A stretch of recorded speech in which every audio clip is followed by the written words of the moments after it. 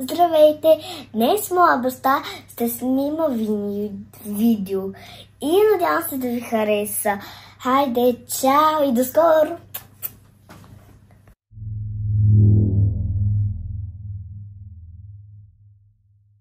Скъпи съмишленици, до сега съм правил няколко видеа как да се спести батерия с iPhone и мисля, че е време да покажа и няколко трика как да намалите разхода на батерия с Android смартфон.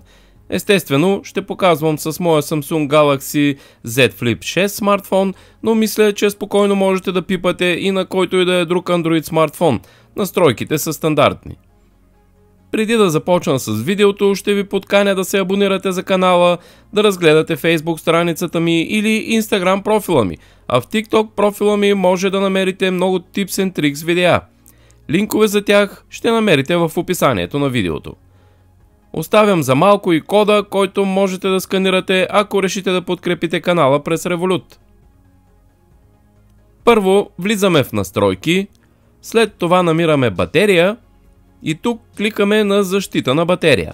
Тази защита е хубаво да бъде включена, па макар и само на основната защита, която е напълно достатъчна. Отново в настройки, там на дисплей е добре да си пуснете тъмния режим и по възможност да използвате тъмен тапет, защото той щади пикселите и не използвайте анимирани тапети. Да, те са красиви, но там се харчи повече батерия, защото реално смартфона ви задвижва целият този тапет.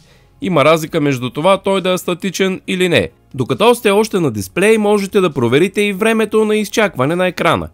Мисля, че 30 секунди са напълно достатъчни. Друга функция, която харчи батерията ви е местоположение. Отидете в настройки и там на местоположения. Тук можете както и да спрете напълно функцията, така и да кастомизирате и да спрете отделни приложения. Друго, което можете да не държите включено, особено ако нямате смарт часовник, е Bluetooth функцията. Тя също харчи батерия.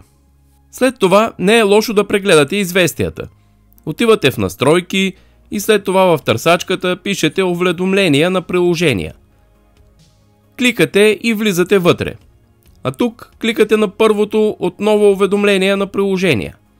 Тук е хубаво да прегледате всички приложения, защото нотификейшените или уведомления на български харчат немалко батерия. Избирате кои апликейшени да ви изпращат уведомления. Друга функция, която е добре да прегледате, е като отидете в настройки, след това намирате Google, тук кликате на всички услуги. Отивате на устройства и спирате сканиране за устройства в близост. Тази функция харчи доста батерия, като сканира за устройства с включен Bluetooth около вас. Както и сами можете да се досетите, е абсолютно ненужно да бъде включена нон-стоп тази функция, защото спокойно можете да отидете на Bluetooth и да се свържете с някое устройство, ако искате да го направите. Следващата функция се намира отново в настройки, като в търсачката си пишете сканиране и ще ви излезе ето това. Сканиране на устройства наблизо. Кликате на сканиране на устройства наблизо и сами можете да прочетете, че тази функция е подобна на предната. Телефонът сканира за устройства наблизо и дори Bluetooth да не е включен, телефонът ще продължи да сканира. Можете да спокойно да спрете функцията. Следващата функция е отпечатване. Можете да я намерите отново в настройки. Най-лесно е да я потърсите през търсачката. Влизате в нея, кликате на отпечатване, след това на стандартна услуга за отпечатване и тук, както виждате, отново търсим принтер непрекъснато, което е излишно. Спираме го. Следващата функция се намира в цифрово здраве и родителски контрол. Тук кликате ето на това бутонче горе вдясно и тук получавате информация за това колко средно на ден сте използвали различни приложения. Сигурен съм, че повечето от вас не се интересуват от тази информация. Как да спрете тези отчети? Връщате се назад, кликате горе вдясно на трите точки, след това на настройки и тук кликате на достъп до данни за използване. Тук ще ви се отвори ето този прозорец, който ви предупреждава, че можете да откажете достъп до данни за използване в настройки. Ако го направите, цифрово здраве няма да може да представи никаква информация за начина на използване и всяка информация, която вече е събирана от цифрово здраве, ще бъде изтрита в рамките на 24 часа.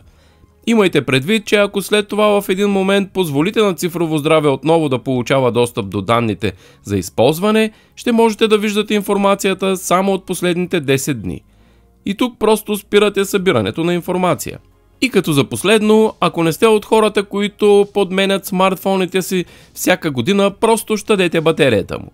Да, тя е консуматив както при Apple устройства, така и при Android. Може да бъде подменена, но на никой не му е приятно да го прави. По много причини.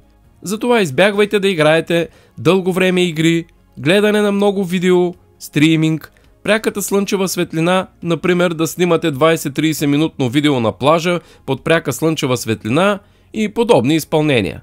Естествено, има още много настройки, които можете да направите, да си спрете звуците и нотификациите, хаптика на клавиатурата, да преминете на 4G и още такива подобни, ако искате да пестите много от батерията. Но мисля, че всички те са too much. Все пак този смартфон е за използване, а батерията, както казах, е консуматив. И един последен съвет. Не сваляйте апликейшени, които се водят някакъв battery saver. Не само, че не вършат никаква работа, и могат да ви скапят батерията на смартфона. Това беше от мен за това видео. Надявам се, че то ви е било полезно. Ако е така, сложете палец нагоре, споделете видеото с приятел, на който също може да е полезно, и последвайте канала с камбанката. Чао и до скоро! Ако видеото ви е харесало, споделете го с приятел, на който също ще бъде полезно. Харесайте и моята Facebook страница, Instagram профил и профил в TikTok. Мисля, че също ще ви бъдат полезни. Ако работата ми ви харесва, можете да ме подкрепите в Patreon или просто да ми купите кафе. Благодаря ви!